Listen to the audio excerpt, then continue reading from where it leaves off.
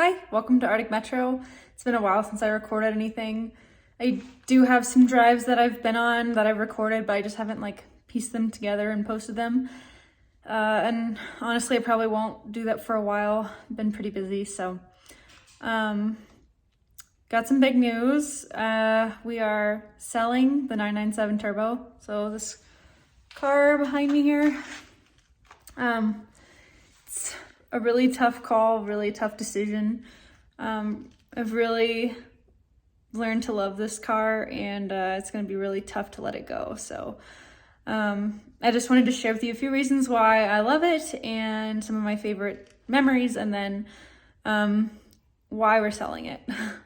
So I'll try to be kind of concise, but I just got a new phone, and it's got this cinematic mode on it, and it's kind of cool, but I don't know where to look, so I'm sorry if I'm looking in weird places in this video.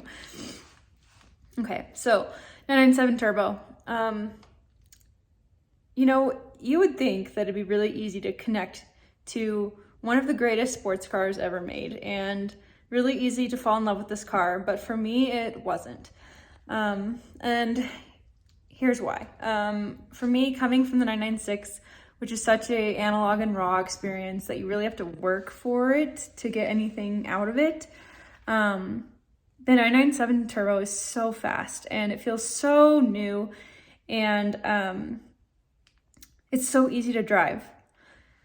It's perfect, and I think for me, perfect is hard. I don't really like perfect that much. I like things that you kind of got to work for, and that reward you because of your work. So it's not that I didn't like this car. Of course I liked it. It's a turbo, and it's a 997 Turbo at that, but I just didn't connect with this car like I did the 996. So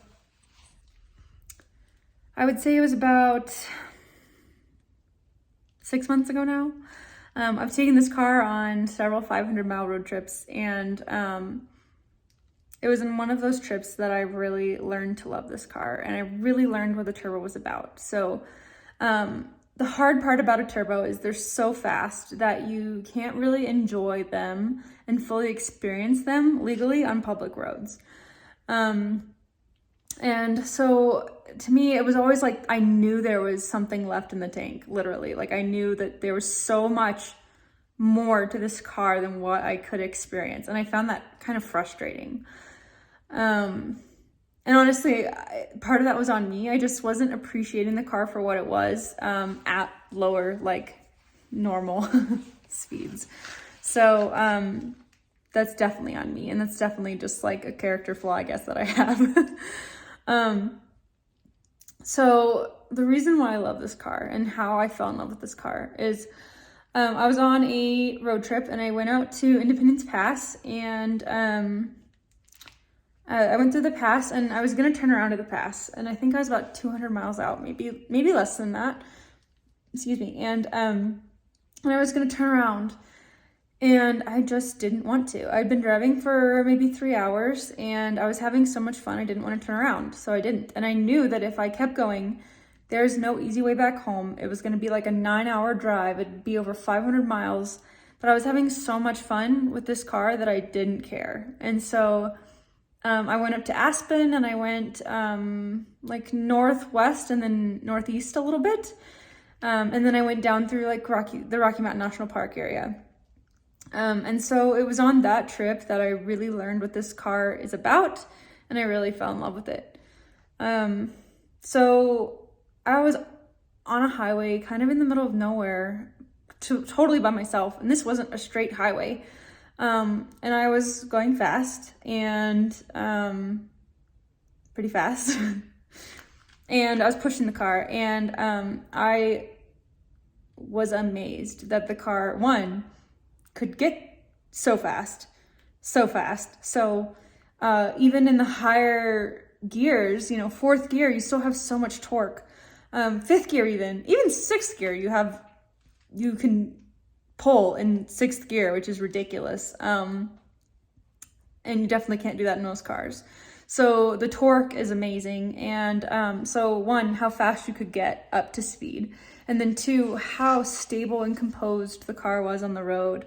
It was just so impressive and really a thing of beauty. Just the engineering in this car, the fact that a 15-year-old car could drive at that speed and stay that stable. I mean, it felt like I was going 60. I was just really, really impressed with it. And then 3 is just, this car is good at everything it does. So it's not like a GT car where it's a specialized weapon and it's buttoned down and raw and analog and will beat the crap out of you and punish you, you know, if you don't. Not that they all do that, but some of them do. You know, if you're not just right. This car is softer, but it's still got an edge to it. And I think I really appreciate that and like that, where I didn't really appreciate that before. This car is the perfect all-around sports car. It's the perfect everyday sports car. It's the perfect sports car that you can take, you know, to the grocery store, to work, sit in stop and go traffic, even though that's miserable. You can take it out to the track. You can take it on a 500-mile road trip and you'll love it. You know, you'll love every minute with it. What other car can do that? I can't think of one. Not even the Porsche GT cars can do that. So the turbo holds a very special place in the Porsche lineup and in my heart. So it took me a while to really appreciate it. Kind of a little too late. Honestly, I wish I had more time with it. I hate that we have to sell it, but it really is a masterpiece of a car. It's beautiful, and I've really, really learned to love this car. So those are the things that I love about it. Just crazy fast. It'll make you giggle every time. And then just insanely composed and good at everything it does. You know, it might not be the fastest, although it is one of the fastest cars. You know, it might not be the very fastest off the line, especially in a manual, but like it'll be right up there with modern sports cars and a lot of like still modern supercars. It's that fast. And then it can take corners. It corners like a champ. I can drive this thing in the snow and the ice and I feel safe. It can haul a bunch of stuff, you know, for a sports car, that is. So it's relatively practical. I mean, we put snowboards on top of this and took it out to the mountains. So it's relatively practical.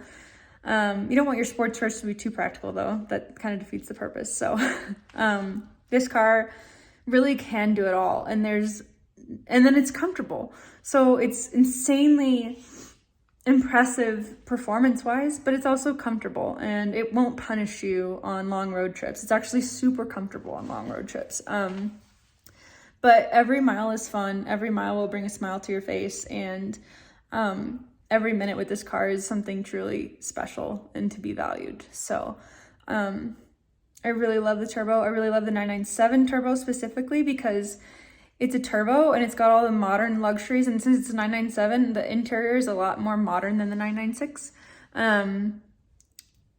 But you still have, you know, hydraulic steering, you still have the Metzger engine, so it's still very kind of old school in a way. And so it's, to me, the 997 is the perfect combination of old school and new. So it's just perfect, and I'm really gonna miss this car. It really is just the best all-around sports car, everyday sports car you could ever have. And so whoever owns this car next, I hope they appreciate the car and drive it like I did, because it deserves that. You know, these cars are getting a lot of value, especially with the manual Metzgers. They're pretty rare, and people are really starting to see their value. This one's got relatively low mileage, so I would cry if someone just stuck it away in a garage and let it accrue value, because someday it'll be worth double what it's worth now, which is already a lot more than what we bought it for. But I hope that whoever has this car next drives it and loves it, because that's what it's made for, and that's what it deserves. So that's why I love the car. Some of my favorite memories with it are on these long road trips. So going out to Independence Pass, Vanilla Pass, And then Rocky Mountain National Park. Some of my favorite memories are actually out in the middle of nowhere, Colorado. Like, I don't even know where I was. In between point A and point B.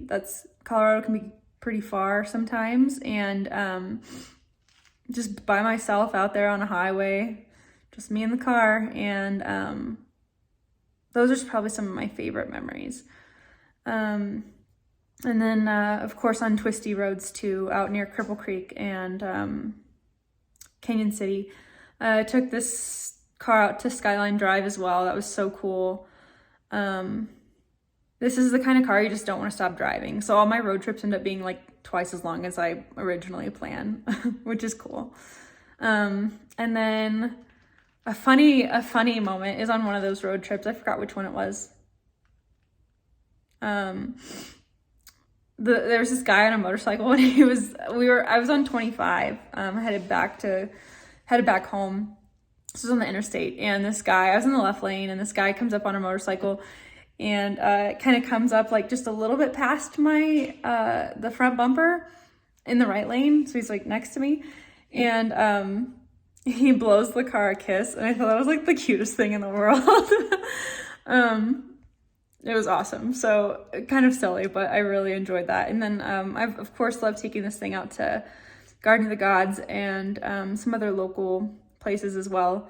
Taking lots of pictures of it. It's so pretty. So it looks really beautiful against the beautiful backdrop of any place in Colorado. So just really good memories with this car, and I wish I had more time with it, honestly, but everyone asks me, why are you selling it? Why are you selling it? Well, like, it just makes sense for our family.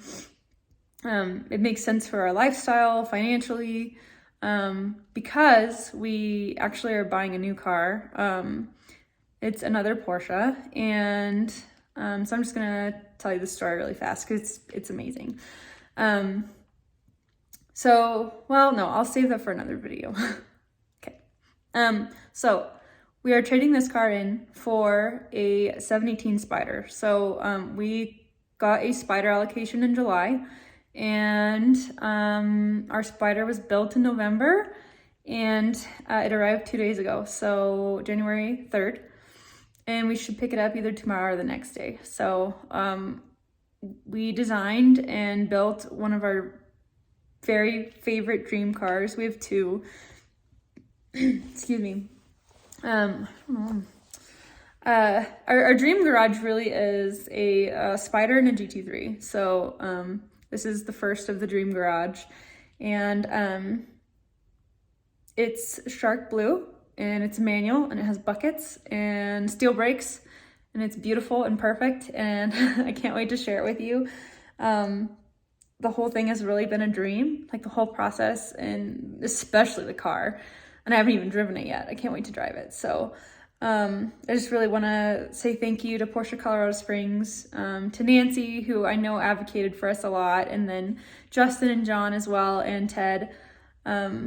You know, the whole team there is just amazing, and they're wonderful to work with, and we're very, very humbled and grateful for the opportunity to have and to build our dream car. So the whole thing has been really humbling and amazing. Same thing with the turbo. It's been a very, just really humbling and amazing experience. You know, these cars are so much more than metal and money. They're special. And if you can have that special bond with these cars and drive them and really use them and appreciate them, they make you happy. So, you know, you can't really put a price on that. I think that's something that I've really learned in the past few years is